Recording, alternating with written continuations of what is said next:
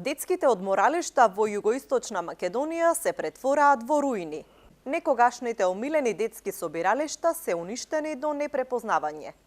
На Сувилаки, меѓу Струмица и Берово, во познатата и многубарана викенд населба, детското одморалиште е најверојатно најгрдиот и најзастрашувачки објект. Едно од најубавите детски одморалишта и во најживописна природа беше она во Сувилаки. Но наместо да биде центар на детската игра и смеа, сега тоа е во руинирана состојба и целото обраснато со дрвја и грмушки. И кај Дојран има ваков значаен објект во очајна состојба. И двата се во сопственост на Министерството за труд и социјална политика.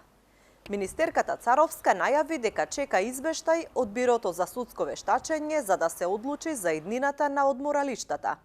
Градоначалникот на Дојран пак вели дека има заинтересирани инвеститори токму за одморалиштето Титови пионери. Имаме огромен интерес, уште на самиот старт напоменав дека се поголем е бројот на инвеститори кои што сакаат да инвестираат во општина Дојран. Тоа мене ме радува. Исто така, веќе во повеќе наврати имаат дојдено инвеститори кои што баш се заинтересирани за тој објект. Тоа е под Министерството за труд и социјална политика. Во разговори со Министерството и со владата, мислам дека имаат намера да го продаваат тој објект.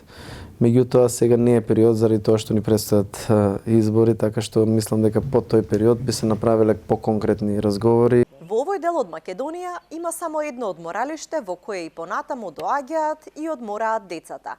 Тоа е Михајлово кај Кавадарци. Во приватна сопственост е реновирано и доизградено.